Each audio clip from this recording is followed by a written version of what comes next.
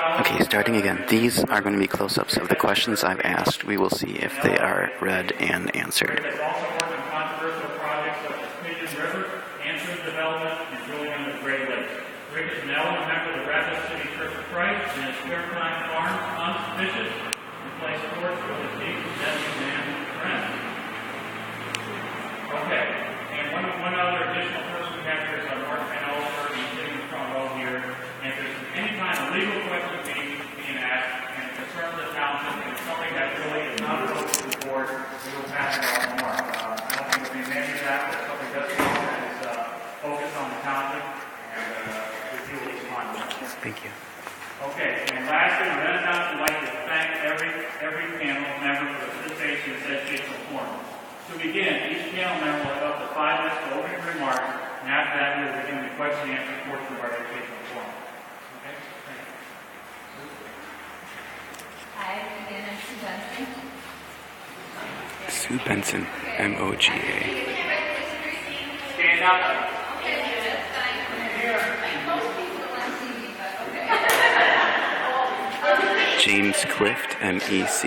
Rick Henderson, M-D-E-Q.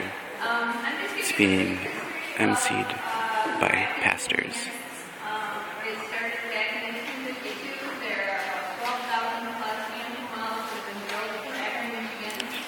I will read the how-to, where-to, regulations to draft. It's probably a better version than that. We currently drill here in Michigan. We only drilled a couple of wells, and we only have a couple of horizontals, but we have drilled some horizontals in Ohio, and we do a lot of drilling up Utah, and out there we do report to Frack Focus. I don't know if anybody's heard about Frack Focus, but it's a volunteer program where you can submit what you're fracking. You look at fracking fluid, as everybody knows, what they use to frack wells. 99+% of that is water, there's sand, and the other 25% is some components that they put in there. And putting it out over there that basically tells some of the things that are in the components. And I guess I'll wait for questions. Thank you very much. Again, my name is James Cliff. I'm with the Michigan Environmental Council. And just to briefly kind of run down our general position on this issue is that Michigan needs to do a better job at regulating hydraulic fracking. And I'm going to laundry list a couple of different areas where we think, it's true that we have been fracking for decades in this country, in Michigan and the country in general, but that the new kind of what they would call either high volume, unconventional, Horizontal fracks are different than we've done in the past. They are exponentially larger than what we've done in the past. They therefore put Michigan resources at risk. Exponentially. There's a greater amount of resources at risk if we don't do it right. And for that reason, we have called for kind of a review of the regulations that are currently on the books today, and really look at each of the areas where we have either exempted or have different rules on these oil and gas wells and say, okay, that made sense when we were fracking Antrim wells and we were using 50 to 80,000 gallons. Does it still make sense if we're using 20 million gallons of water on a fracking operation? So for each of these areas, we kind of went through systematically ask the question, is this still protective of Michigan's environment and Michigan public health? The truth is that so far, we've been pretty lucky. Michigan, because A, we do have better regulations than many states around the country. We've been able to protect our resources. And our hydrology is a little less risky than some other states out there. So those two things have led to a pretty good track record to this point. But we look at the Great Lakes, we look at the fact that half of Michigan's families get their drinking water from groundwater, and we say that if you never stop asking the question, is this good enough going forward? So really quickly, I'm just going to highlight a few of those areas that we have asked for, more regulation or an update of our regulation, and we'll probably get into a little bit more of it when we get into questions. Number one is the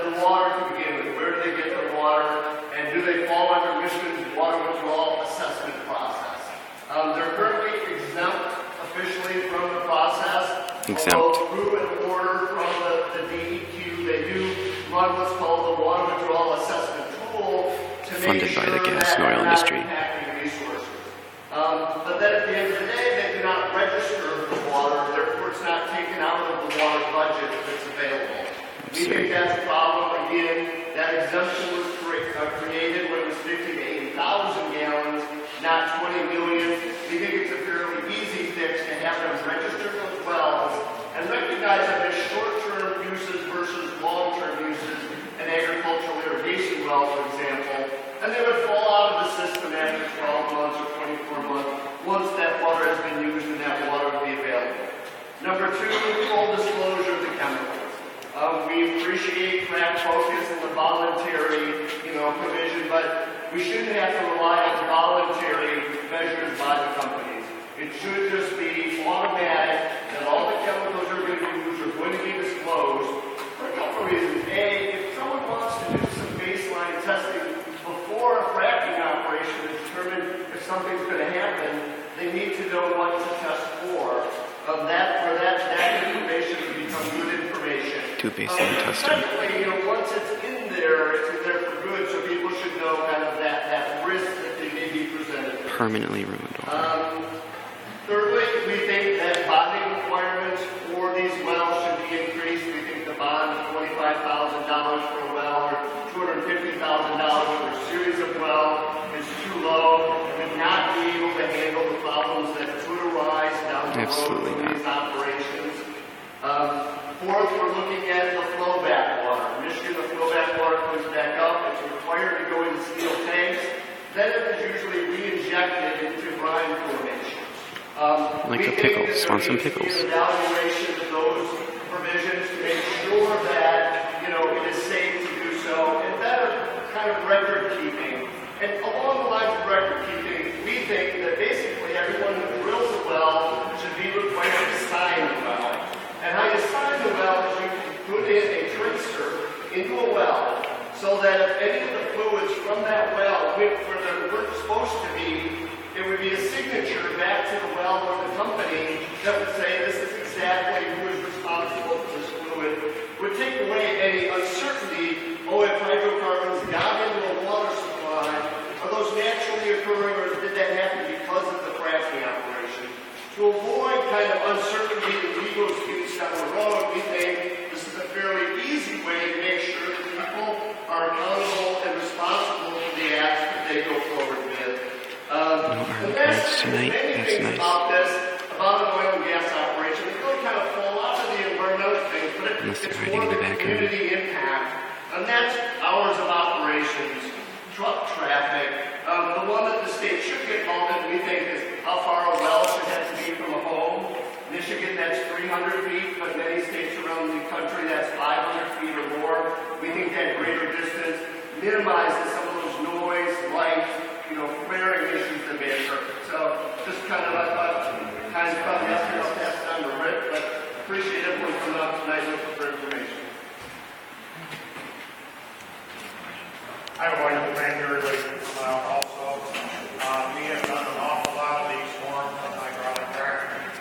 Like Ken Ken and MDEQ. The Vision River, I'm actually the DEQ's ex-official member of the Vision River Advisory Council, drilling into the Great Lakes, the H2S, Jordan Valley, Mason Tract.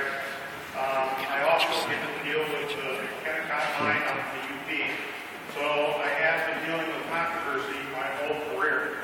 When I first started with the state, I come from Kalkaska, and the little Kalkaska paper said, when a local man gets a job with DNR at the time, then right next to it says DNR stinks. And so that has been my career from the microphone. The DEQ in the oil gas and minerals have regulated oil and gas since 1929, first Act 61 and now Part 615 and its amendments in 1994. We also have the ability under Part 615 to issue orders and instructions and letters under the power and authority of the supervisor of wells. That is sort of unique. And what that gives us is the ability to adjust the things. We have the flexibility to move where we don't have to go through the legislative process. And some of the things that James mentioned, like disclosing of chemicals, has to go through the legislative process in order to protect the proprietary rights they have under federal law. And I can't remember what the other one you mentioned that requires it, but there's one of the other ones that you do that we can't do as the geological survey. However, we have taken some steps recently to specifically address the large volume hydraulic fracturing, particularly the supervisor construction 1-2011 that was issued in 2011, obviously, which makes the companies use the water withdrawal analysis tool for any fracture that's going to be over, it uses over 100,000 gallons per day over a 30-day period, which is exactly the same language that comes from Part 327 and any other large volume user would have to do. They don't have. Keep in mind, anything this man says is funded by the gas and oil industry. That is why the MDEQ is getting their money to regulate themselves. The gas and oil industry.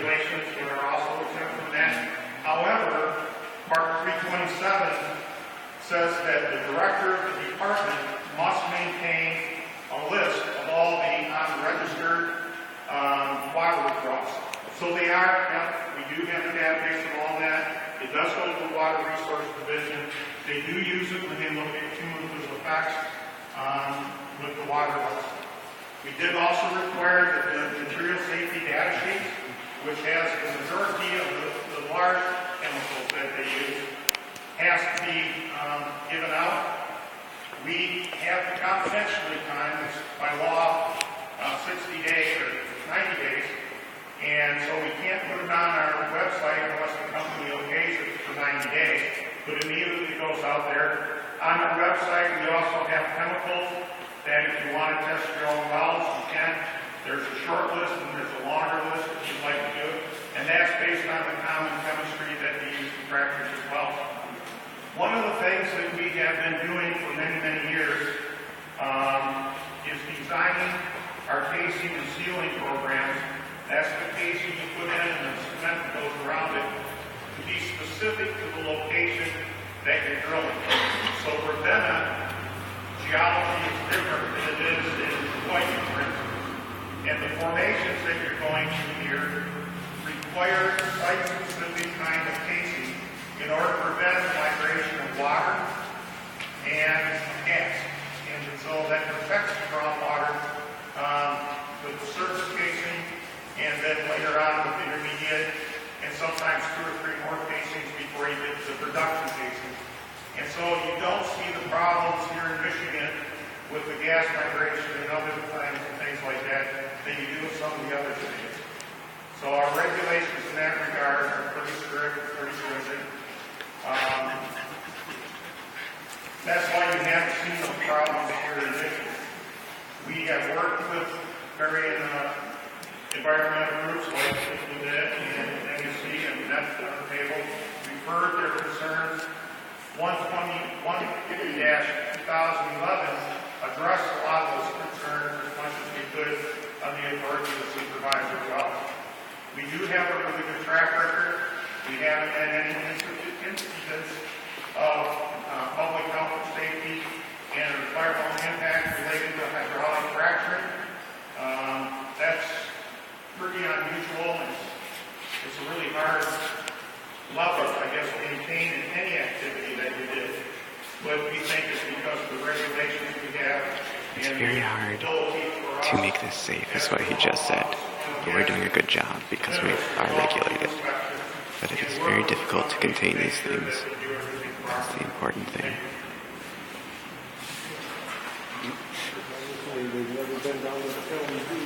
Okay, I have 3 questions here, which are all from the same person and kind of cover the same area. So I'll read all of them, just make sure I can read point across from Ron Baker. I can read the conclusion, actually put them out too. If you don't want the names out, that's fine. I think someone asked if the names you read too. They want to make sure these are original questions. Okay, the questions were, what is the cleanup protocol in the event of contamination, and what is the likelihood of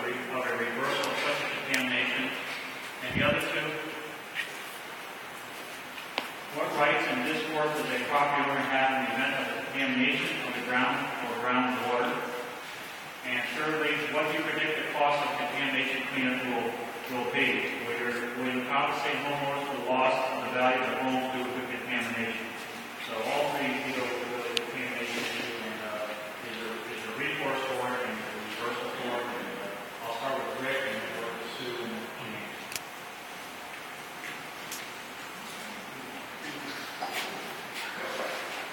The first one dealing with the criteria, there's a part 201, which is the part of our law that deals with environmental cleanups. It sets the standards for how many parts per million or billion each chemical would require you to clean up to. That's the same for the oil and gas industry as it is for any other industry. So we use those same standards and use those same criteria. As far as the contamination costs to a landowner, they wouldn't have any. The oil and gas company would be responsible for that. Usually, the cost of what it takes to clean up the site is based on what is spilled, how much is spilled, and how long it takes to get there. The regulations that we have now have secondary containment, which means it's not going to get to the ground, and therefore any surface of groundwater. So the spills tend to be smaller nowadays. They get on faster, so the quicker you get on them, the less impact you have, and the quicker and cheaper it is to clean them up. Some of the legacy cleanups you've been doing have lasted 25 years and have cost millions and millions of dollars. So it's really important to first present, and second to get on it really quickly, and that's what we try to do. The third would be out of our jurisdiction as far as restitution to the landowner.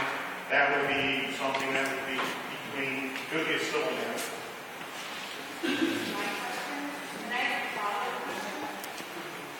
What happens in the event that the company that is drilling goes bankrupt and does not have the funds to clean up the spill or any contamination? Good question. That way, we're on our own. There is, and right now the funds are pretty low for that, but under Part 201, there's bond money that would go out. You could pay for cleaning up some of those spills that are like that. The money is quite low for that, isn't it? Down to the first point, and don't allow them to get big. So usually you don't have those kind of problems where you have. This is a cross your fingers and hope for the best situation. That happened in the 30s and 40s and 50s, but it's changed nowadays. So I have a follow-up question. We're going to be As Rick said, way back when this drilling was first started, we weren't as regulated as we are now. Right now, we're regulated to prevent having accidents and problems. They put down mats down on the drilling. There's a thick plastic that they cover the ground, so in case there are any spills or anything, it doesn't get to the ground, and they can just roll those up, and so that there isn't that contamination problem. There is a fund that they've gone back, and they have been cleaning up abandoned wells and plugging them and taking care of those. When it comes to the landowners, we deal with the landowners up front. We have surface damages, we have other things like that on the drilling. There are things that you can do in your oil and gas lease to protect yourself. You can see an attorney, talk to someone. I guess that's about it. And do you have anything? I do. Yes. This is just a follow-up question. Okay, but can we, I probably involved by taking that one question, but let's wait till the end of the follow-up questions, okay? I will try to do this at the end. Let's get to the written ones first, okay? Yes. Hold on to the other one. Okay. I just want to go back to one of the points you made at the beginning. I do believe that bonding requirements should be higher. Pretty usual practice in this area to form an LLC, limited liability company, for either each well or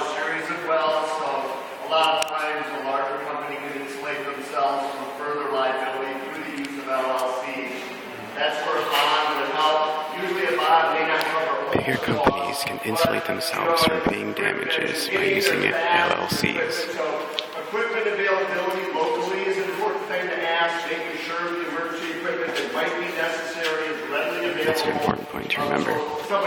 And then there's a bond that then the department can access to quickly get people out there addressing the site is very important. And then I agree with Rick that when it gets to that issue, I wouldn't rely too much on a state fund to bail you out. Lots of pressure on the state funds that are out there. There is. Don't rely on the state to Many more help. sites than there is money available. So it's important to kind of look to those local resources. And lastly, it would be a civil matter between a homeowner. Civil matter, you're on your own to sue and fight in court and look to your local communities with very little to no money to clean up what big companies can shield themselves through. LLCs. Companies are required to have an emergency, if there is a spill, they have an emergency, what they are to do, and they have phone numbers, and they deal with the local governments to notify them and have them ready to come and take care of it if there is an incident. They're holding up you lie signs in the back. Yeah, I have a question here that I think you and I can answer. Where's the approval well site located? That's for Ravenna County, it would be section 1. So even where that is section 1, you look at your line map, territory road almost to the and the question is, did the town or county have any sort of big application? They might get, I think they had a little bit of town that did not, we were notified basically at the same time as. We're having a hard time hearing your I'm question. sorry. The township and Worth listening to. was notified at the same time as everyone else pretty much. It was an issue kind of investing for us, but we came aware of it not the same time. As the county, I'm not sure I can get a little bit of that information, not a whole lot. Could you turn up the volume, please? You're talking too fast and we can't hear you. Enunciate. Hey, can you hear me any better? Yeah. I'm sorry, I did that at campus microphone. Again, we became aware of it at the same time as they're available, and basically on analyze. I think it was Little drama. I found out along with everyone else. Basically, had not passed information on it. We did one way or the other. Just one of those things. I have another question that I'm going to give to the panel. And, Spin sign held up. It says, I'm excited for the opportunity to lease my land. How much money can I expect to make if I lease my ground? Oh yes, do tell. Yeah, tell us honestly. How much is dead land worth? It's a rowdy crowd. The actual money is in the bonus cost, and they did define that if it is producing well, their royalties that you will receive over years, and it kind of depends on the production that comes out of the well, how much property you own in the unit.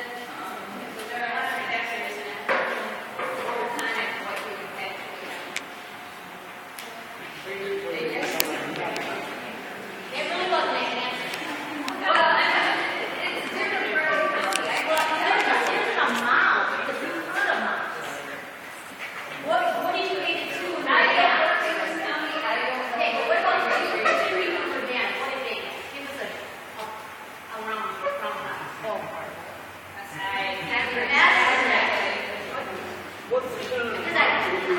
You lie signs being held up in the back. I like that. I don't know what people are paying right now for police bonuses. I don't know the production. I don't even know what type of wells they're looking to drill. They're expecting She doesn't even know what kind of drill well they're looking to drill. And she's here to inform us. depends on how much land you own. This is the unit is all calculated through different factors. So I can't tell you exactly what you can expect. I don't even know how long the life of the house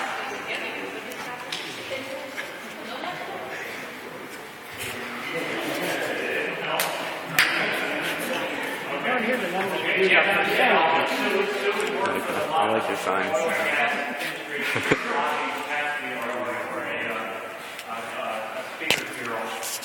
She is not attached to an oil and gas company, so it's not something that she would necessarily know about the intricacies of the contract. I mean, that's just the basic facts. I think the best recommendation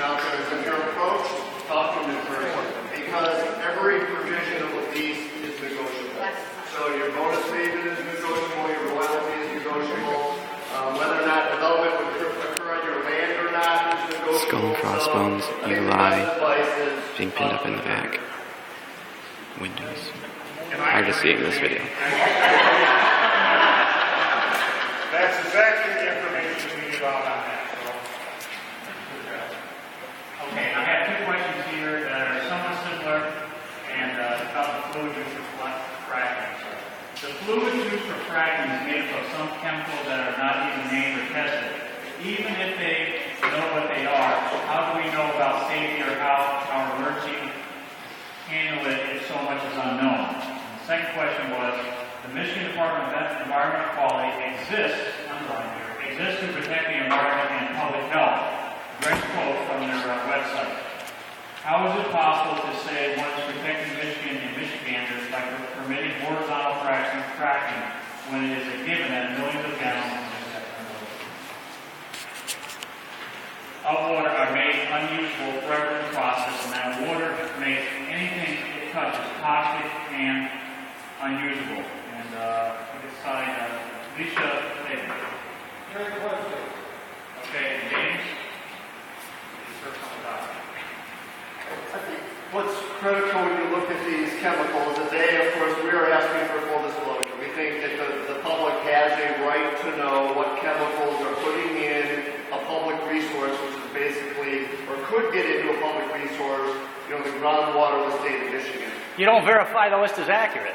So two things I think is important in this area is that that there can always be kind of unintentional spills. There could be accidents. Trucks could roll over, whatever. So it's important that first responders have information regarding the chemicals that are being used.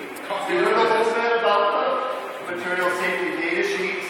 Those only apply to certain chemicals which are kept over a certain quantity at the site. So if you look at fracks in Michigan up to 20 million gallons, and they've talked about 0.5%, if you do the math, that's 100,000 gallons of chemicals. So I think what you need is to make sure that first responders have the information they need in case of any potential accidents at site. And then secondly, you want that information just in case that there is a problem with a well, gets into groundwater. I think the public has the right to know that information.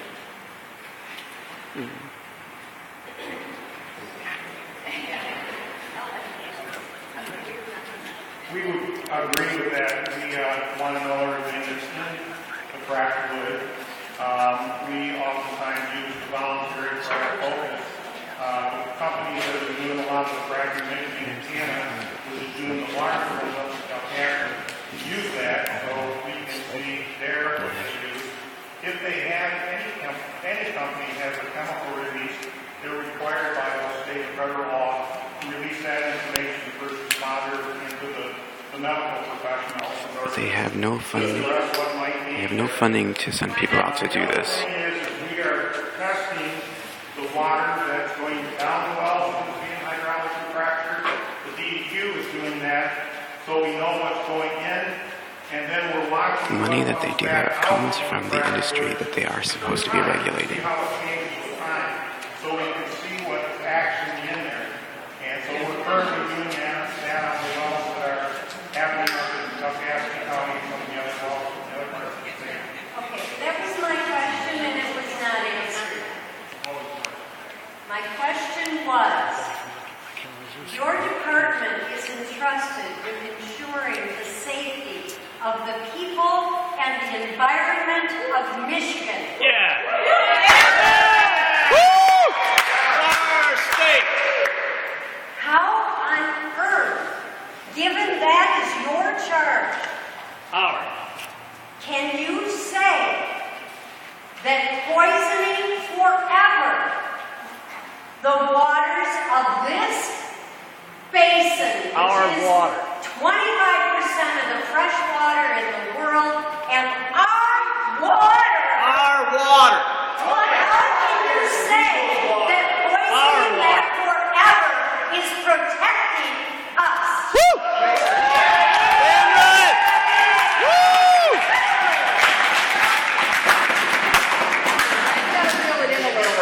You have water. Michigan regulates Whose water? water used, whether it be for oil and gas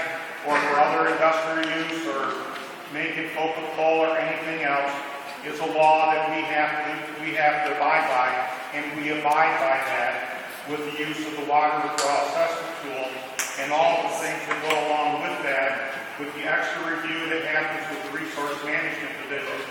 So it's all covered under the laws that are designed to protect our state. When you dispose of that water, it goes on the deep disposal well, and it is out of the system for our lifetimes. Getting paid to say When you it. look at other kind of things, when you burn methane, a chemical reaction produces water. And so if your time, the water that's produced through the burning of the methane. You lied. How much they pay to say that? Will push people that amount, and that's a chemical fact. You can look it up. I'm a supervisor here, and that's all. So anyhow, that's why we do it. That's why we have the regulations that deal with casing and sealing to keep migration from occurring and to keep our aquifers clean and not contaminated. Okay, just a minor, may I, because that still is evading the fact that you are not protecting the people and the water. Damn right. Not disposable. Water is not a waste. It is our most precious commodity. And it should not be turned into toxic waste. Woo!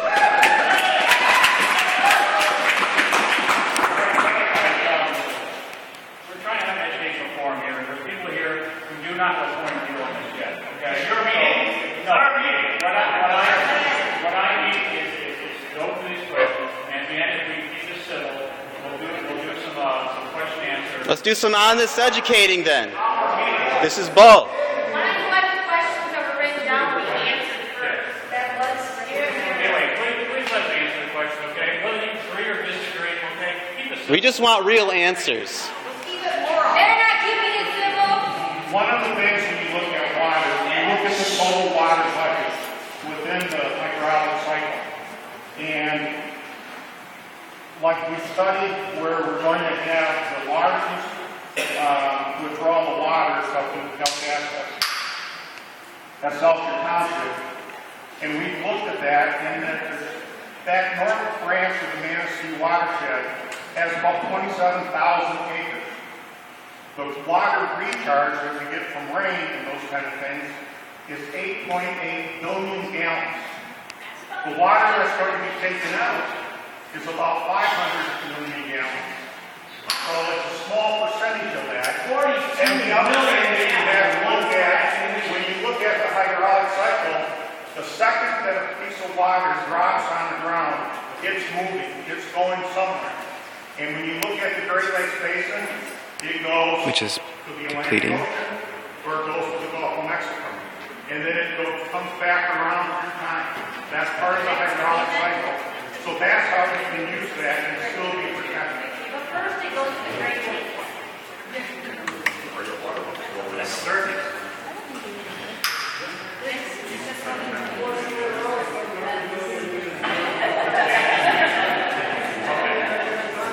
Sure. We have a couple questions here that the question for how deep is the formation, the geological feature, what range of depth, and this kind of more formation example shale. That was a question from Doug.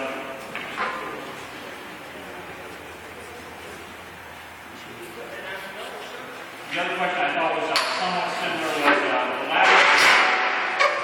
the lateral lay-on layers. There could be 25 or more, and they can go 2 miles or more, is what Michelle is saying.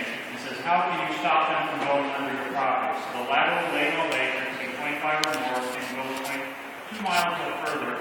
How can you stop them from going under your property? And the other question was the type of formation, how deep, and is it shale or some other type of geological formation? So, and we're going to start with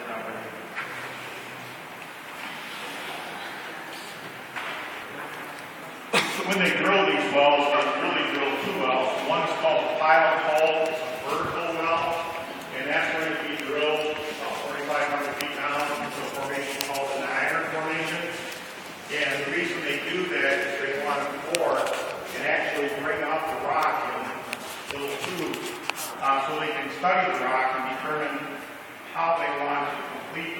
things you want to do with it. And then they drill the horizontal portion of the well. The kickoff point for this well is 3,377 feet. And that's where they're going to start the curve when they start drilling the horizontal well. And I'm just trying to look up the total depth of the well. In other words, it's 3,300 feet down. And then it's going to end up ending at 7,590. That's going to be that down and that distance over. So that's how far these are going to be going. That did not answer the question.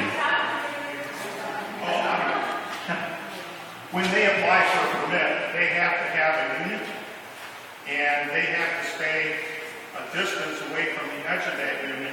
And we have the directional plans they have of how they propose to do it. And then we actually get the directional surveys after they're done doing it.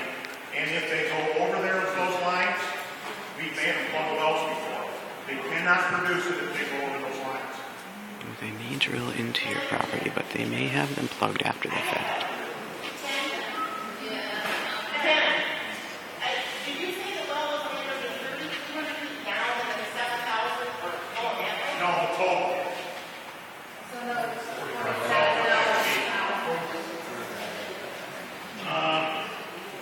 Quickly trying to do math.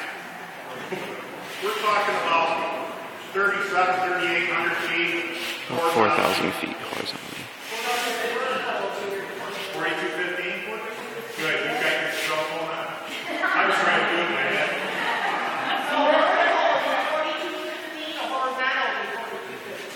Horizontally 4,215. Thank you for doing that. Less vertical and more horizontal. Yep. 2 miles down. It's less than a mile down and it's less than a mile out. About 3/4 mile down. That's not what we've been told in the past. The longest one we had in Michigan was a well that's about 8,500 feet deep and 10,600 feet horizontally. And that was one of the ones in Excelsior Township, Calcasieu County.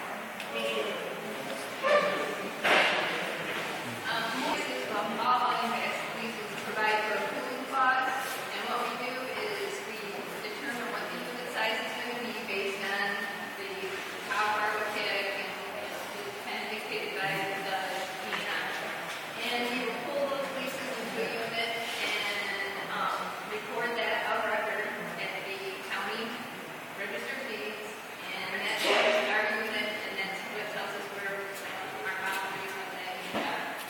How big is the unit, please? In acres or miles? It depends on how far down you drill. Like the Collingwood, those are 640, it's an entire section.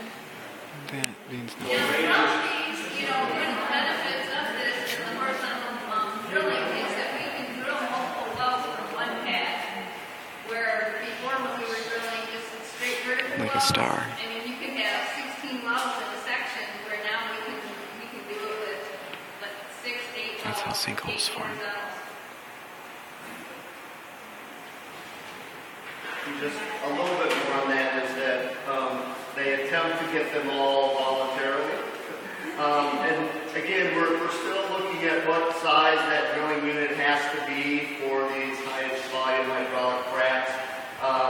They were looking at 640, they didn't finalize that number. But then once they get a certain percentage of that drilling unit under lease, then they can force what's called a pooling agreement, where they can basically tell the other people, well, you can either participate and get the money, or you cannot take the money, but we're going to drill it anyway, basically. And then you So get that's chump what change. A certain percentage of that drilling unit requirement. Okay, we have 2 questions here that are somewhat similar concerning the township.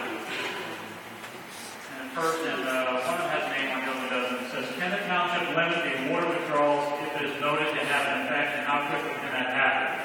Can the township limit the water withdrawals if it is noted to have an effect, and how quickly can that happen? Good And luck. the other question was from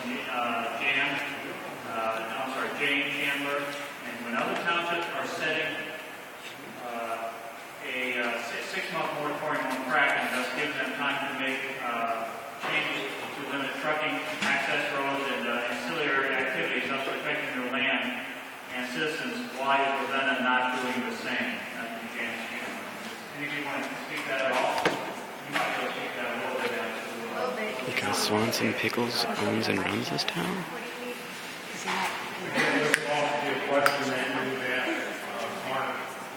The township zoning enabling act in purposes to be both exempt or restrict the authorities of townships from regulating oil and gas.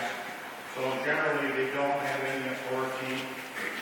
They have no authority to regulate. State holds that.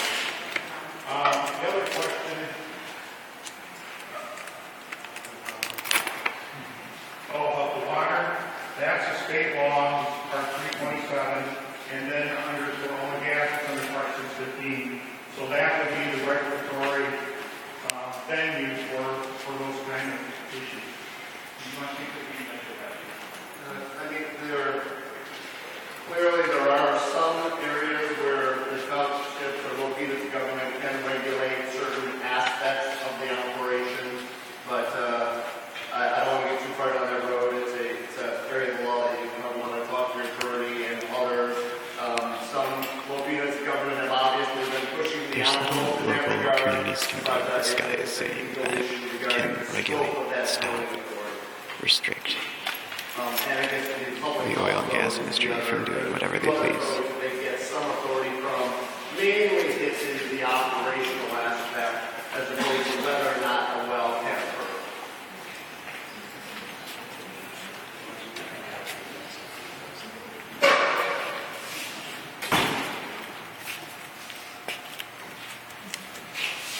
And there's two questions here, and there's some similar, I think, but I'm not quite sure. Is fracking down by the Great Lakes Compact, and is fracking down by the Clean Water Act? Who's the question? The question was, is fracking down by the Clean Water Act? And the name was Dan M. That's me. Okay, another Dan M. Is fracking down by the Great Lakes Compact? Thank you. That's Sue. Can't hear you.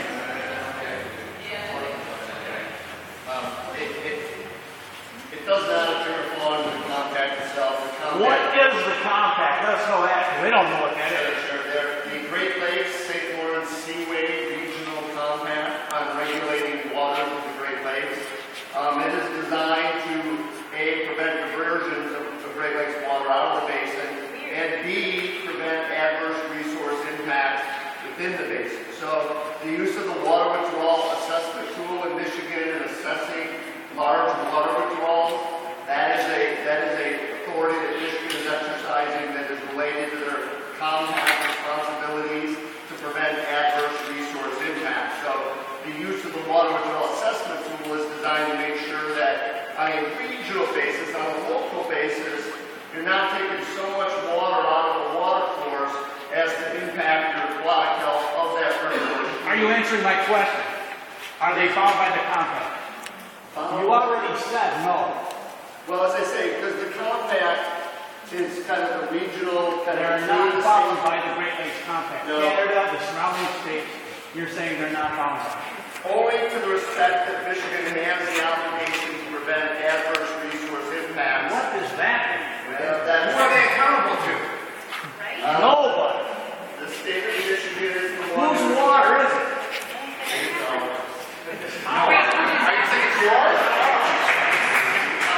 The Safe Drinking Water Act, well, under the Clean Water Act, I don't think to the extent that they're discharged under the Clean Water Act, but they do have exemption from the Safe Drinking Water Act. Exemption from the Safe Drinking Water Act. They have the exemption under the Drinking Water Act, except that they're earning diesel or hydraulic fracking. And so that's not covered under the exemption for that. And to say a little bit about what defines the adverse resource impact, Michigan really should be proud of itself. And James Carl, who's the fifth of the men, is very instrumental in getting that through.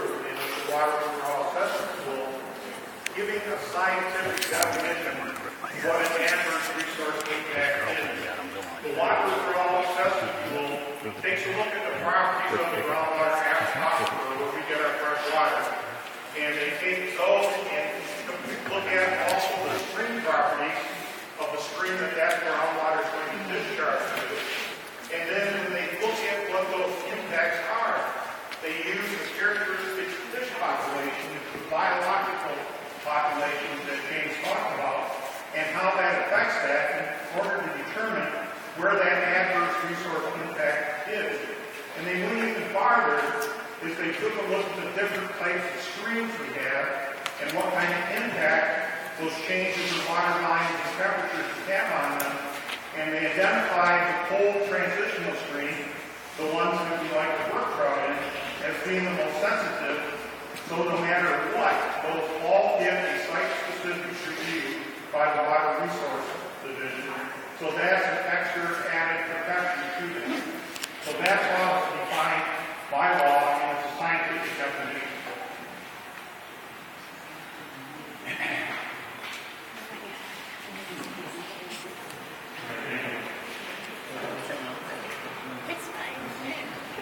Okay, these two questions are not necessarily the same, but they kind of cover the wellhead and the things that occur there. So maybe we can answer all three or parts of each as you see fit. First question was, what is the total average amount of water that is permanently removed from the consumptive cycle when used to fracture a well? What's the total amount of water that is permanently removed from the consumptive cycle when used to fracture a well? That's one question. Can fracking be the cause of sinkholes in the shell? Is the second question. Can fracking be the cause of sinkholes? And will there be methane burnoff at the well site?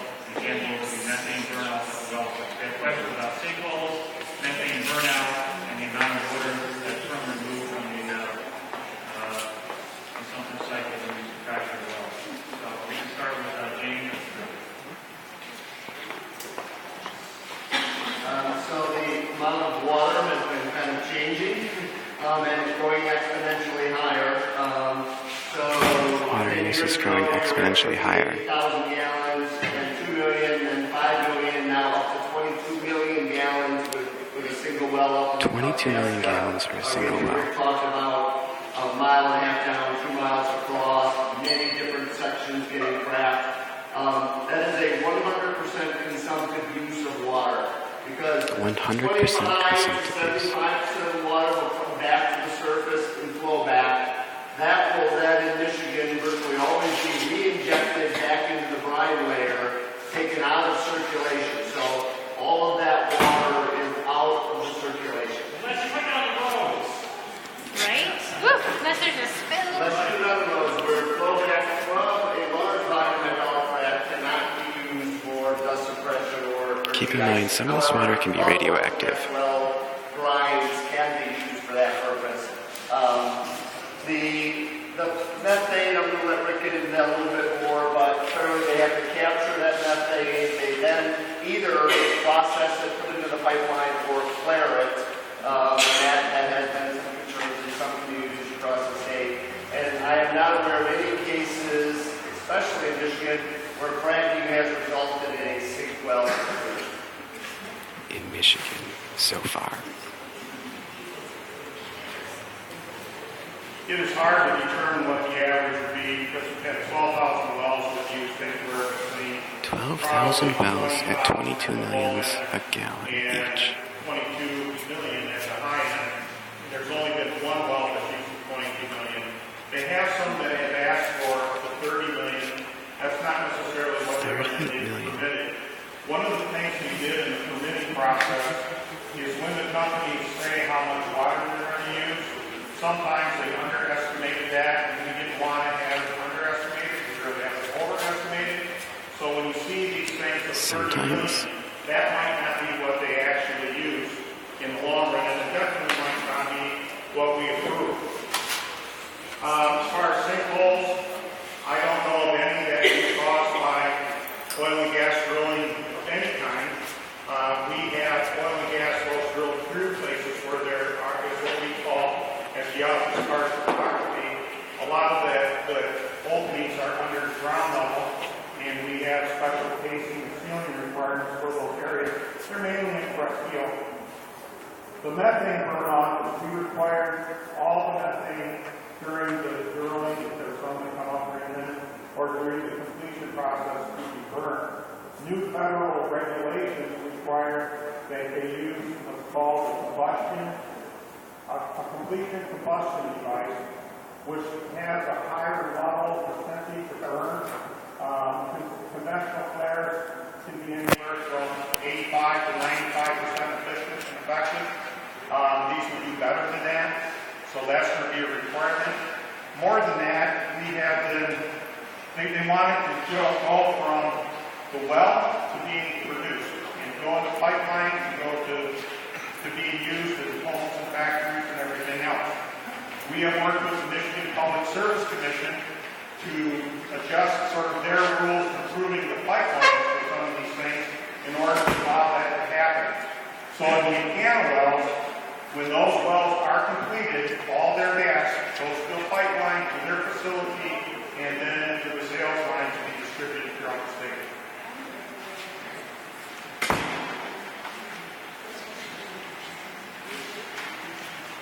I don't know what else I can add to that. As you said, it's regulated by the state as to how much you can flare, and at some point in time, if it's over that, they have to stop. We prefer, of course, to be able to sell it or use it on the property to run some of the machinery, like compressors, and some of the other things that are used on site. So, yeah, we don't want to burn it either, but we have to until we get a pipeline in there. Okay, thank you. And this has to do with chemicals on site of the gas and oil drilling site. Three of them. Explain what a deep injection well is and why it's necessary to isolate the wastewater into them. And again, explain what a deep injection well is and why it's necessary to isolate the wastewater into them. Another question similar was what percentage of flowback, which includes the fracking chemicals and possibly naturally occurring radioactive elements, is expected to be returned to the surface? What percentage of flowback, which includes the fracking chemicals and possibly naturally occurring radioactive elements, is expected to be returned to the surface? And then the third question, similar, is where is the waste, all waste going when done? I was told there will be an on-site storage facility. Is this facility forever and moved, monitored? I didn't think they were going to have an on-site storage facility. Ceases. Questions about the wastewater that is coming back to the surface and the chemicals in it. So let's start with Rick.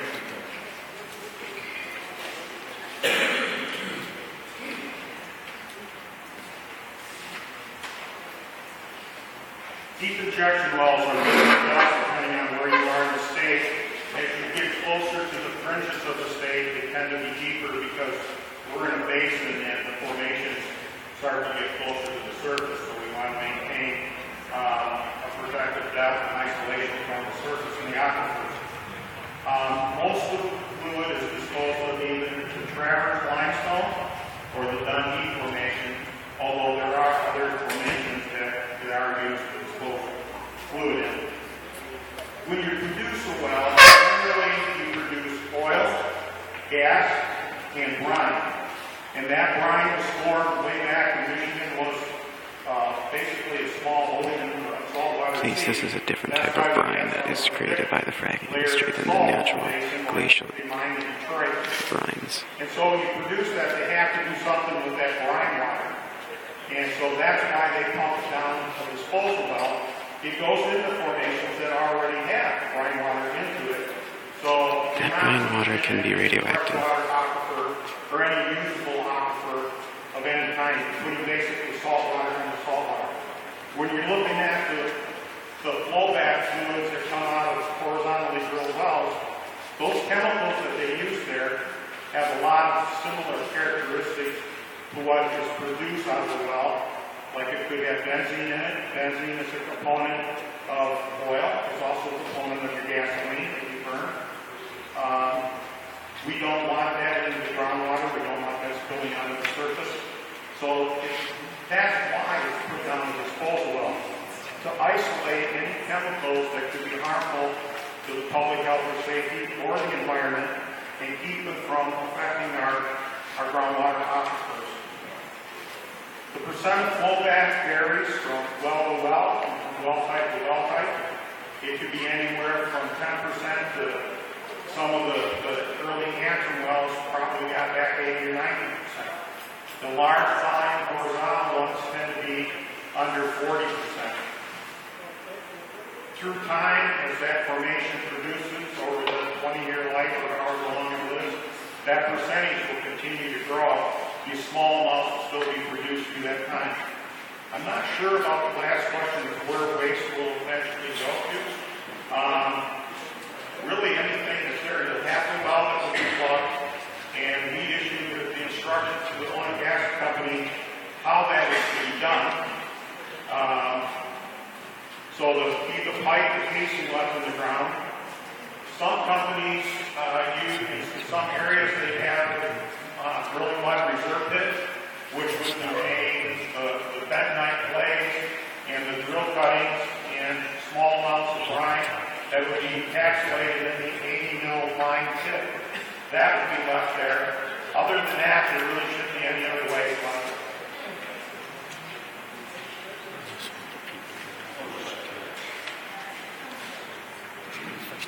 The frac water is what's called frac tanks, so it comes up in a big metal tanks that the frac water is put into, and then it's all from the study, and then they are covered, yes. And until it's all. Go ahead and look online for fracking storage and cover and fracking sites and see the After this year, they take it to the injection well and dispose of it in the injection well. I'm saving it. We can't hear you. Can't hear a thing. Again, they're deposited into deep injection wells, and where are the deep injection wells? Where are they? Where are the deep injection wells? Where are they? They're permitted, and there's several around the state. Township where? What road is it on? What do you, where? You can find them online. They're right here. There's a list of They don't have to tell you. Yeah, there are. There are over 800 disposal wells throughout the state. disposal. The vast majority of them are in the northern half of the Lower Peninsula. That's where the vast majority of the wells are. We have about almost 21,000 operating wells in the state, and so there's about 880. I can't give you the exact number of oil and gas disposal wells in the state. Again, who is to say that the brine from fracking waste is the same as the natural brine created by the glaciers and the Earth's normal processes? Brines are of all sorts, and to merge them just because they have the word brine in common does not necessarily jive. That's all has containment underneath it, so it's designed not to have any leaks. And if it does have, it will be contained on the liner and disposed of. What's a brine truck? Halliburton loophole. They don't have to report a thing. Disposal wells, just a little bit more, and this is one of the areas that we're asking to have reviewed. There's different classes of disposal wells. Class 1 for hazardous materials, Class 2 for what's been traditionally brine-like materials. So we're basically saying that what's coming out of an oil and gas well is, it definitely has hazardous contaminants in it, radioactive materials in it. The question is are our regulations that we currently have in place for Class 2 wells safe enough for the long term and the volume? What gives us the right to risk any of this? With these new fracking fluids, and again, these were all regulations that were designed kind of before we used kind of the volumes that we have today. So this is clearly an area. These are wells that are both regulated by both the EPA and the state. There's kind of concurrent jurisdiction over these wells. And in some cases, what you'll find is that if they get a producing well, they'll actually drill a new brine well, a new deep well injection close to that location because they don't want to truck the frac fluid too far. So you can expect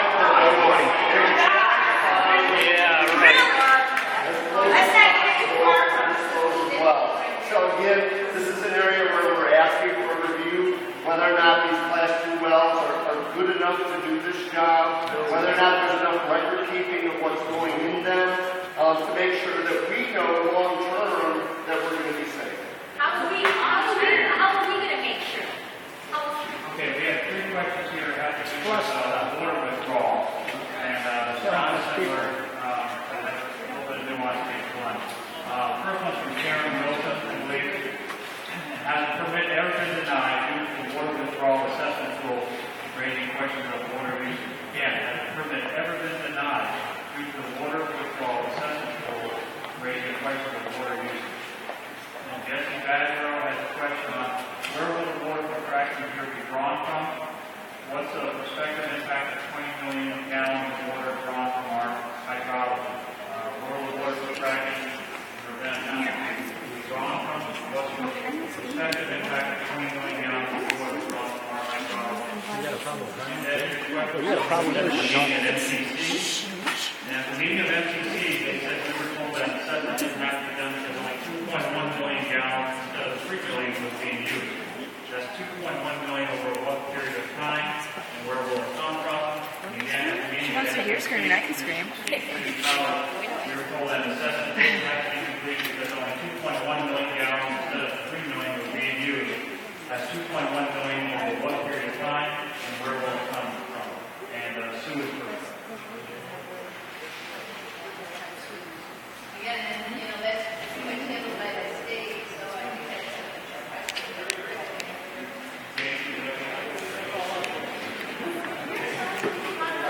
So the first question was, have you ever said no? And as far as I know, on the oil and gas side, we have never said no. Never said no. And they have gone through what's called those site-specific reviews where they're not relying simply on the water withdrawal assessment tool. Now, if you want to know a little bit more about kind of availability of water in your community, you can go online to this assessment tool. It's miwwat.org, I believe. And what you can do this is a tool that large water withdrawers use in Michigan, where it's a GIS internet-based tool where you act like you're putting in a well and say where you're going to put it in, how much you're going to withdraw, and it tells you what it expects to be the impact on kind of your local water source there. Again, it takes a little time. You got to read a lot of the instructions that are out there to get used to what it's telling you, but it can give you an idea of how much water is available in the community. Are you in one of these places where water may be a little more tight, and that you might expect more of the potential of an adverse resource impact in the future?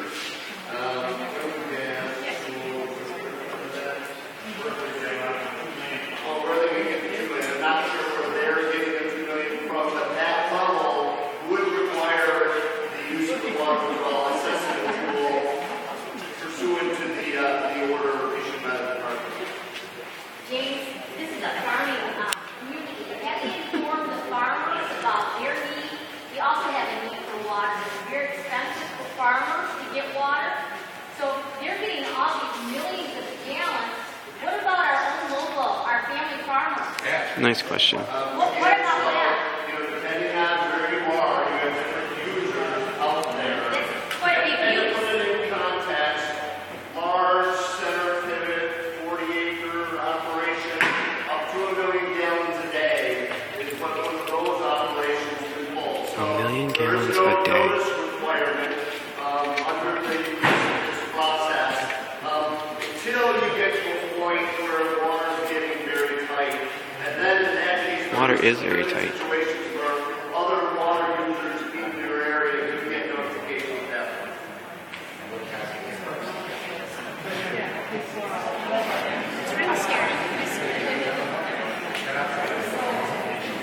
What happens when we go through a permit review dealing with marginalized water flows is we don't necessarily have to deny the whole permit. However, we can restrict the water use. And so if they're asking for 22 million gallons of water, we run the water withdrawal assessment tool, and it says they can only withdraw 15 million then we're not going to let them draw anything over 15 million. We're not going to permit any withdrawal that would create an adverse impact. So the permit itself wouldn't be denied, but the levels of withdrawal would be. And they asked for where 20 million gallons of water would be withdrawn from here. They're not talking about 20 million gallons of water in Ravenna Township. Originally, they asked in their permit for 2.1 million gallons of water. They have revised that down to 800,000. And where the thing about whether or not it requires the use of the water withdrawal assessment tool, Part 327 says that if it's over 100,000 gallons for 30 consecutive days, then they have to use it. So that standard remains 3 million. So 2.1 is less than that, so it would not be required under law.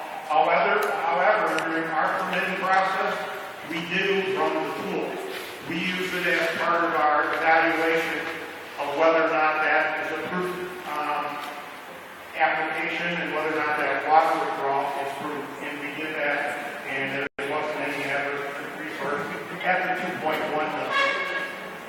Brent, I have a quick question for you. There is an irrigation well on that property. Why is it farmers can only withdraw so much in June, July, and August, but these well drillers can draw millions? Yeah. The what? The water withdrawal tools that the farmers apply for, when you do the water withdrawal assessment tool, you identify what months that you want to produce the water from. And so that would be part of the water withdrawal movement process, that you enter that information in. Are they going to use that irrigation well? They usually drill their own wells unless they make some kind of arrangement with the landowner. That's a maybe. That would be Then they would be in violation of using so much in June, July, and August, correct? I didn't hear you. Then the well driller would be in violation if they use that irrigation well for June, July, and August. Well, they usually don't use the irrigation well. They drill their own water supply well. But, And when you look at the water... They're exempt. okay. You're looking at dewatering your well? Is that you're looking at dewatering the... Everybody goes. Alright. You're looking at the possibility of dewatering your irrigation well. Right. We have done something else with these large line withdrawals, is we have the companies put in a monitor well. We call them piezometers, fancy name. But basically a well that measures the depth of the groundwater. So it measures it before they start, and then entirely through their water withdrawal, so we can actually measure the effect on the aquifer. And so we can see and predict what's going to happen at any other water wells, whether they be residential or irrigation or other water supply wells, to ensure that the withdrawal from the wells that are going to be hydraulically fractured doesn't cause any adverse impact to any of the other water supply wells. In Supervisor's Instruction 1-2011, it said we had to do that for wells that were within 1,320 feet of another water well. We have since done that part of the research process for us, so we can determine what those impacts are and verify the water withdrawal assessment tool to make sure that we're not impacting those water supplies. The other thing that we do also that I just remember is that we are looking at the radionuclides to see what levels are in the fluid being brought back, produced through time, to see what those are. And we want to know that so we can base regulations on science. Now, when I talked to a DEQ official before, he told me it takes up to 30 years for that to, when you re-inject it into the well, 30 years that stays in the ground, correct? It could stay in there longer than that. It could be permanent. So, you know. Okay, the next question, or questions we had were fairly similar. And basically the eminent domain question, and how will eminent domain play the decision of where fracking is done? Next question is, can oil and gas companies use eminent domain? From Michelle. and I'm enforcing up land for fracking operations if I don't choose to be involved in the operation. We have one other question that's kind of a side note to this one. He said, are frackers allowed? I guess they're meant to, we're talking about oil and gas, our oil and gas company is allowed to say that all the landowners' neighbors have signed on if they have not, in order to pressure the individual to sign. That's an interesting question. And I guess this is more of a personal question. I'm not sure we can answer this here. So if I cannot afford an attorney to negotiate a deal with MOGA, really to try to deal with the gas and oil company, and the DEQ will need to assist me on that one. That's one of them. I think you know the answer to that, but I for clarity put it out there. So basically it's a question about eminent domain, and when they go around getting used to sign, can they ask that? How is having someone else ask your question for you more effective communication than being able to ask it yourself? What is the purpose of this style meeting? They do not use eminent domain in kind of a classic sense. You can't take property, although I did refer earlier to this issue of pooling. Once they have a certain percentage of a unit under contract, they don't then need the permission of the rest of the landowners. Bullshit. To proceed with their well, despite I mean, that's true, but it's bullshit. I don't know if that percentage actually changes, but it's based on a percentage of whatever that dwelling unit is that's established. They are supposed to be completely honest. So far, they have not asked or answered either of the questions. They would be violating the law if they claimed more of the unit was under lease than actually was to the department when they made their application. How many people follow up on that? Yeah, I don't know. No answer, David. You know, you answer this one.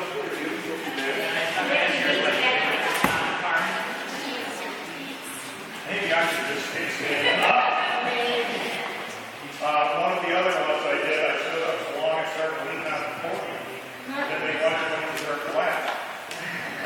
Eminent domain, again, in the classic sense, like James said, is not used for oil and gas drilling.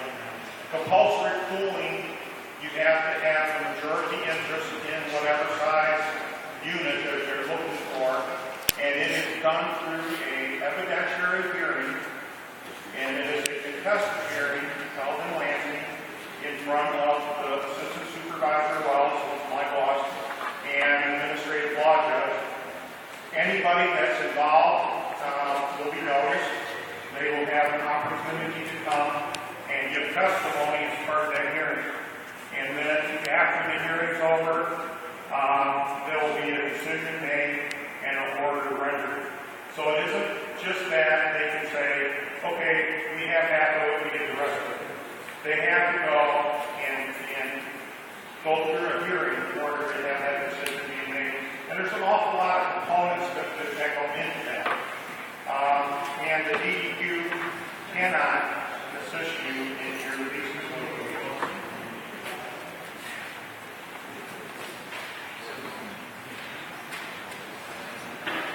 Oil and gas companies place the oil and gas leases record in your local county registered deeds.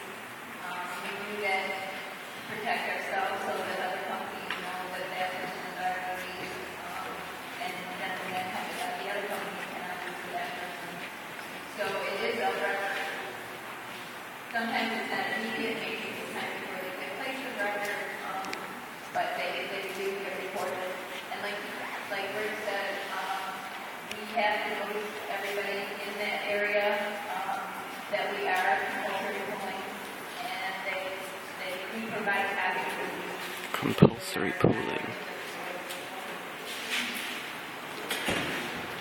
Sorry, can you clarify that?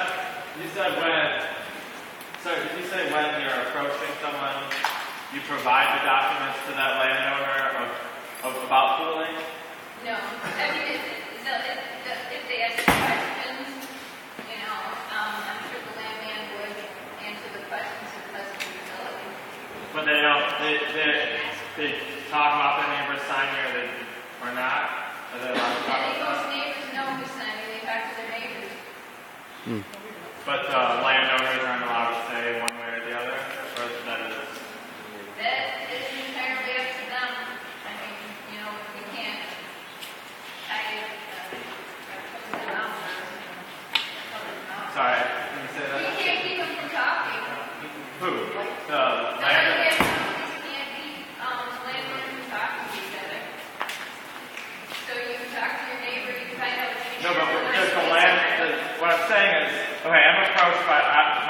part of a group that was approached by the oil and gas industry. I don't remember which company. And they told us that all our neighbors had signed, so we better sign, or else this is going to happen anyway. I'm wondering whether or not that is legal to disclose what neighbors are signing to in order to influence my group to sign. Well, it's up to you to talk to your neighbors and find out if it is in fact the truth. And if it's not, if this man is not, if he's trying to force you, there are avenues you can contact the Michigan Association of Professional Land. So she's saying they can lie and tell you that your surrounding community has signed. You might as well talk to your neighbors, stay in touch with your community. We encourage oil and gas companies to only use people that are members of NAPL or AAPL. AAPL is the American Association of Professional Landowners, is a national organization, and they too have a code of ethics that people are supposed to follow, and they don't. There are avenues and recourse. And does MOGA provide any lawyer assistance for landowners to negotiate deals? No, they do not. We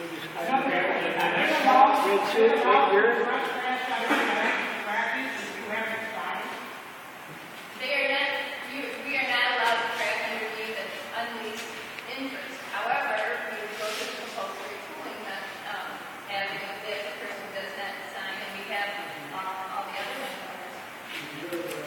What is the notice required for question hearing? Okay, we're going on to the next question. Question. I got 4 questions. Okay.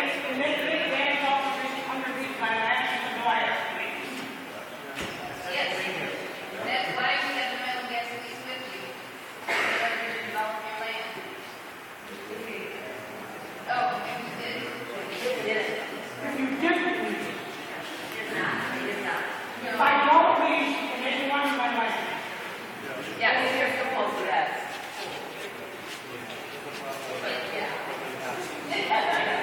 Well, we wouldn't drill under there unless we it had. can be, right?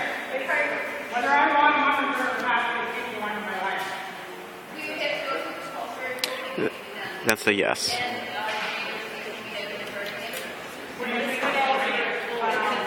If enough of your neighbors are selling out, you're forced to. And 4 questions here that are somewhat similar again. It has to do with basically enforcement. And it says, how many boots on the ground, well inspectors are there? How many boots on the ground, well inspectors are there? And secondary question for this. And it's a little bit different, like how many hydraulic fracking wells are in Michigan? So that's kind of a factual question. And then how many boots on the ground, well inspectors are there? The other question by Rose was how many inspectors and how many times do they visit the site to make sure people is being done? Another question on that is who oversees management and pays for the facility to keep it going? Again, who oversees management and pays for the success of the facility to keep it going? And then we had a side question, not so much enforcement, but how much would it cost to set an early warning system for alert citizens of an accidental hydrogen sulfide release at the wellhead? Talking about early warning systems for alert systems of an accidental hydrogen sulfide release at the wellhead. And the other questions basically are how many inspectors are there, how many boots on the ground. So first is Rick.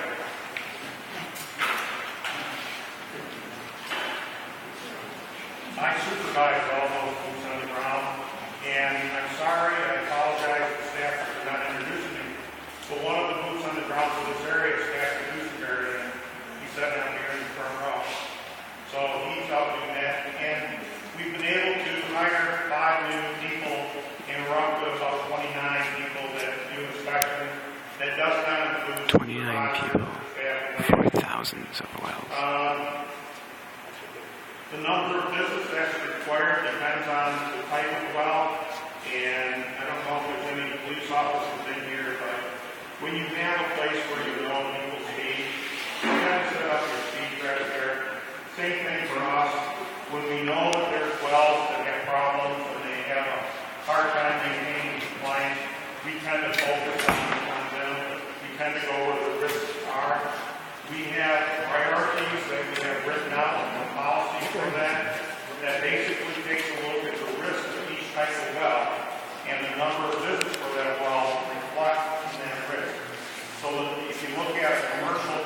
disposal well, we consider that the highest risk because there's truck traffic going in and out. It's using any brine from a number of different sources. So that is 6 times a year. When you look at what we consider the least risky well, would be a gas storage well. Only hydrant handles gas. We produce gas that goes into these wells into a formation underground where it's stored, and then in the wintertime or high use time, it's withdrawn from that formation. They generally don't have problems historically, so there is a visit once every 2 years, although we generally try to visit every well once every year at a minimum. But, you know, it depends on the well, it depends on the compliance history of the well, how often we visit it. How many hydraulically fracked wells are there in Michigan that the 29 inspectors are responsible? Right, and I get to that, that's next on the list. All right, there have been over 12,000 wells that have been hydraulically fracked. 12,000 wells to be inspected by 29 people.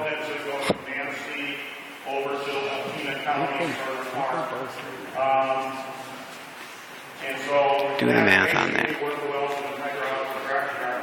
of those are natural gas wells, and as gas wells are relatively low risk because they don't have any liquid hydrocarbons.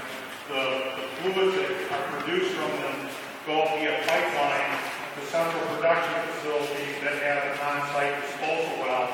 So the handling of it is less risky because you don't have any truck traffic involved in it.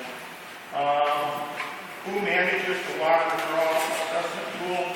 That is managed by the Water Resource Division of the DEQ. They're the ones that oversee it. They're the ones that do site-specific reviews. We obviously run it quite often. We looked at it in its inception. We tested it as much as we were able to on actual hydrogeologic data. And then early warning systems for hydrogen sulfide leaks. We have efficiency plans in every county.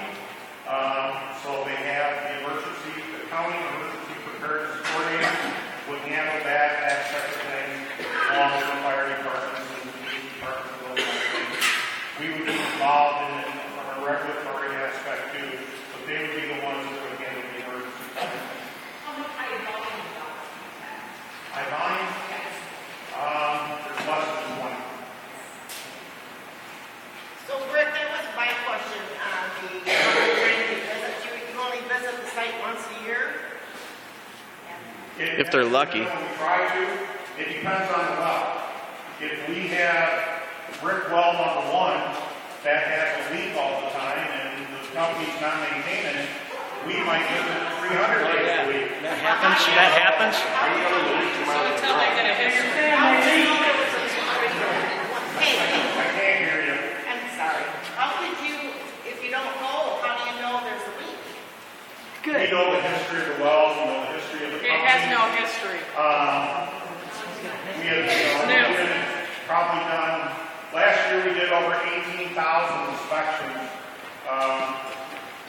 And that was one of our lowest years because we had so many retirements. We have had years that we were fully staffed like we are now, that we've done 33,000 inspections. So we're out there a lot. But, you know, a lot of their priorities have changed. The hydraulically fractured wells take more time in the permitting process. We have done 180 of these kind of forums. And, of course, they take, time and things from staff. We have to go... Sounds like an advertising campaign to me. Take away from the inspection time.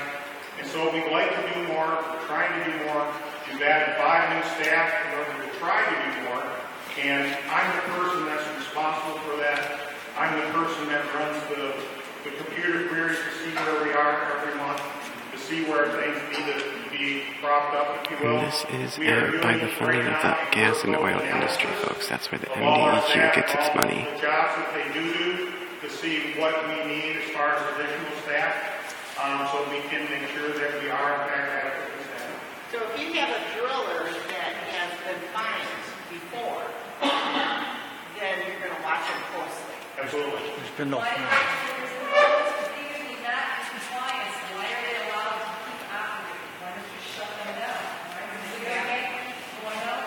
like anything else, you have to go through the legal process. I wish I had, now I can if there's an imminent threat. If there's an imminent threat to public health or the environment, I have the authority to shut down right in there and spot. But if it's something that isn't an imminent threat to public health and safety or the environment, then we have to go through the legal process.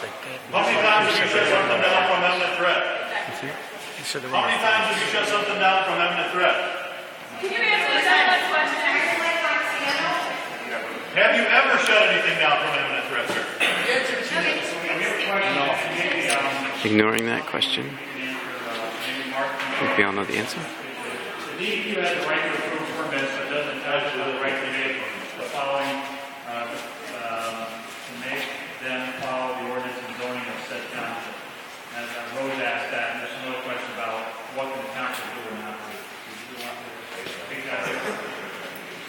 Again, this is Mark Hall, the Ravenna Township attorney, so he's going to speak a little bit on what the rights and responsibilities of the township are. Ravenna's township attorney sitting next to The township, as you know, has the obligation to protect the public health, safety, and welfare. Ravenna's lawyer. I never made anything up. The township has the ability to protect the public health, safety, and welfare, but only in places where they've been delegated authority by the state. Township Rick can't Snyder's follow and territory. say, I'd like to enforce this federal law, or I'd like to do this and that. It has limited authority from the state. And part of my job is to help the township determine where they have the right to do things and where they don't. We need more of a struggle between local, state, and federal rights and actions and regulations. And I'll read to you the language. It says, a county or township shall not regulate or control the drilling, completion, or operation of oil or gas wells, or other wells drilled for oil or gas exploration purposes, and shall not have jurisdiction with reference to the issuance of permits. We've been talking about a permit. The township does not have jurisdiction with reference to the issuance of permits for the location, drilling, completion. When the people who live in a community have no control over that community, there is a problem. These laws and regulations and stipulations need to be fought, changed. For the drilling of the well. That is This is ass backwards. and we have no authority as a township to regulate it. There are things that we do have the authority to regulate. And what I guess I'd like to do is spend just a minute showing you that there was a case some years ago, Addison Township said we want to regulate some things. And the basis for that is it tried to find the line of what is permissible to regulate and what is excluded by that language I just read. In that case, there was a facility that was quite a distance away from the oil and gas wells, but it was an oil and gas processing facility. And it was determined that the township did have the authority to zone that.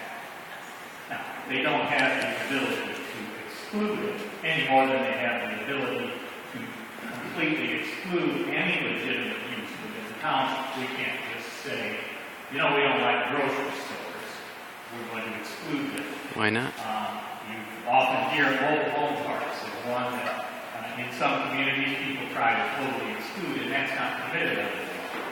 So again, the job of the township board, with my assistance, is to determine where that line is. Just as a practical matter, the fracking issue, while it's a tremendous point for discussion, and I'll see if you'll nod his head.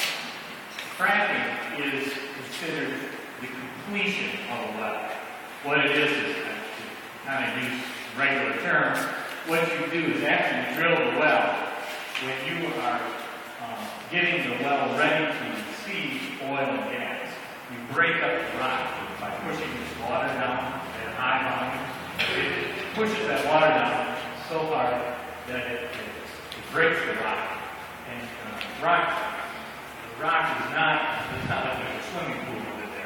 in the rock and by making these cracks and then filling it in with sand afterward, it keeps open a web, if you would, or an avenue of fissures, so that the water will, or the oil and the gas will then flow back up the hole.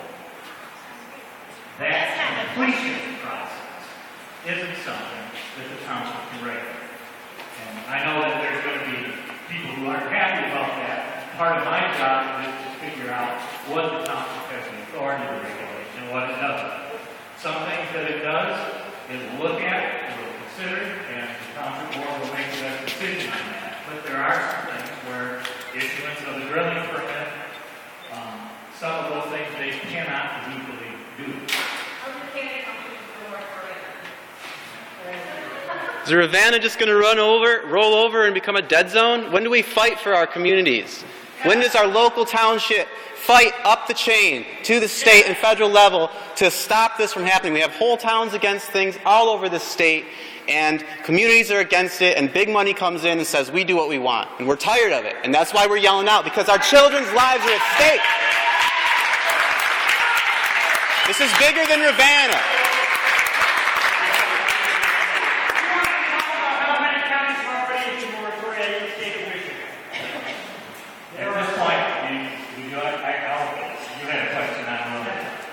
At this stage, there are two things. One, there are people who are adopting moratoriums, sometimes legally, sometimes not. And I could adopt, our board could adopt an ordinance that says no one can drive their cars. They don't have the authority to do that. My job is to help them determine what's permissible under the law and what's not. And I know about some of these moratoriums. We represent communities all across West Michigan, and I know some of the requests. I'm familiar with all of this. The question is, what do you legally have the authority to do? Do we have the authority to say no oil and gas exploration in this township? Or no, we don't. We should. Can we set up security where they have to pay for us to get water? He didn't answer my question. What I'm going to do is look at the quick answer. We're still going to quit at 9 o'clock, okay? So if somebody asks a question, that's fine. Let's ask a question. Please allow for an answer, okay? If you don't want to hear the answer, then don't ask the question, okay? If you're over talking to people, that's no good to hear the answer. Can you just talk to me? Okay, I will take as many questions as you can. We need to start now. We'll be done in 15 minutes. Okay? So if you want to raise your hand and ask a question, I'll go. Here we go. Please, can you stand and make sure we hear this? This is for James. I guess If you ask a specific person, I might work out better. perhaps this might be bigger communities. We talked about water earlier and how much water that we were using. Doesn't water always consist within the earth? It's the same amount of water that moves from place to place. It doesn't never go away. So basically, the question you're asking about the amount of water used, and basically, it's not a question, basically, does not water basically recycle, and are we losing My water? question is has anybody actually ever figured out how much water we're pulling out of the earth entirely? And that's going to affect the whole earth. Yes, it is.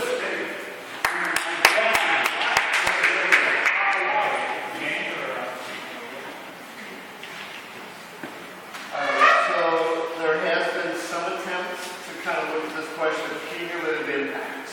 Because when you put it in the deep well injection, yeah, it's not gone, but you are isolating it from ever kind of contacting us again. It's buried, and Listen to that. buried for a very, very long time because we don't want it coming back up to the surface. It's radioactive.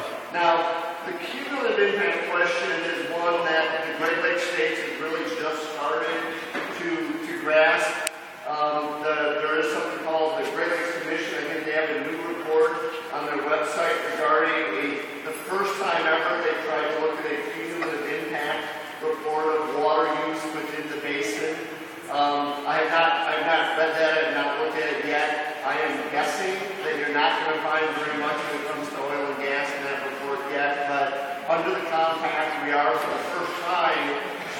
ask questions about all of our practices out there. What are the cumulative impacts of those practices? They've been doing this for decades, and they're just now starting to ask these questions. Earlier, given the percentage of the total volume, I'm guessing there's not going to be much in there yet on impacts.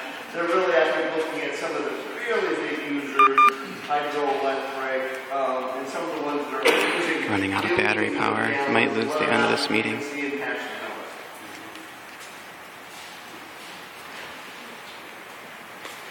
One of the things that we're doing as far as our evaluation of the water withdrawal is taking a look at the water budget, the entire amount of water that's in the system, and dividing them up into water jet, which is a very common thing, and looking at the recharge amounts of that, what the final take and transport. In other words, if you were to take a molecule and put a brick on it and track it through the cycles, where it ends up, we're taking a little bit of a look at that.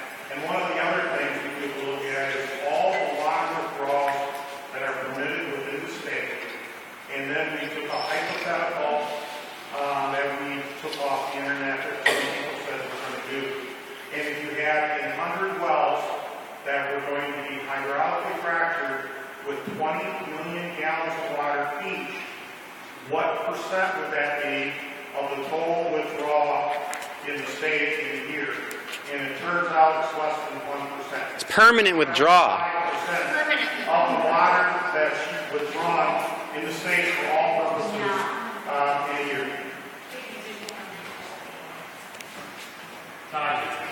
Somebody was telling me today that there's already been a permit issued on the 28th of this last month to start this well, and it's got to start within 30 days from the issue of the permit. Is that true? Is that true? It's 2 years. Okay. But it was issued on the 28th. It was. The question was, we had a permit issued the 28th of May for the Section 1 well. Did we have to start within 30 days? And the answer is no. It's actually 2 years. So, good question. Somebody passed out a document, page 1, entitled Reserve Resources, and goes over the financial capacity of this group. Can the township go ahead and require them to post a bond responsible for any type of damage?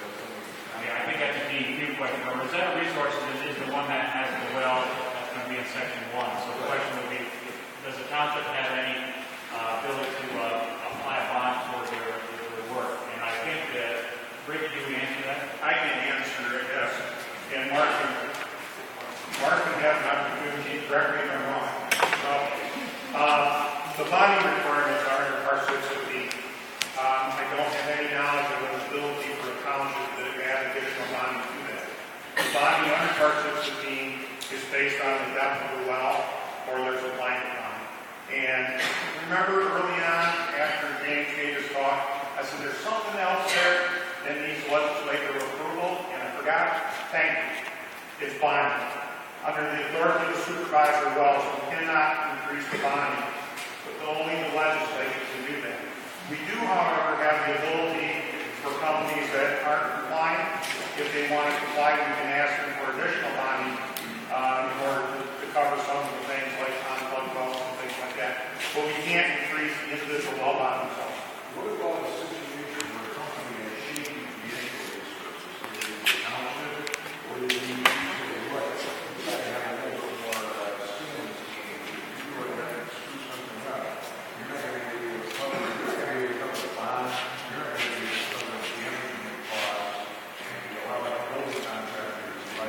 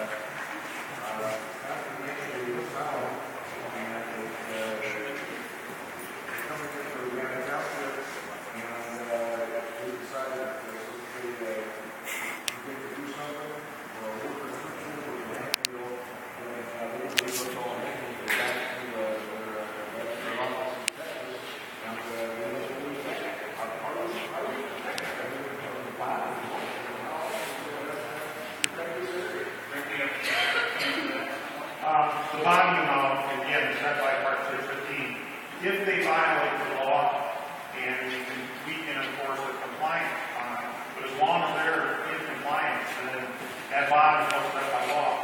And I don't believe there's any confidence ability of Mark taking this gun now, so I don't think there is. Can you shut it down specifically to the person has the power to shut it down once it's do something seriously harmful to the environment? Yes. So if that's found out here, it would be obviously serious physical environment. You step in, would you step in? Right. And legally, I can actually give that authority to staffers right here on the ground and have him do that. And I have shut him up. And under law, we have to notify them by telegram or any other means and have a hearing for something. So that's what I do. Okay, question on the end here? Just to clarify, when you're talking about permitting water withdrawal, the 2 million gallons that would be for the Ravenna well, that is per frac, correct? So the cumulative amount would be much more, and is the cumulative amount considered in the watt tool, or are you just looking at the 2 million? So she's talking about the amount of water being used, like 2 million gallons a day per frac event, or is it total amount? And Rich, I mean, that's your The history for, I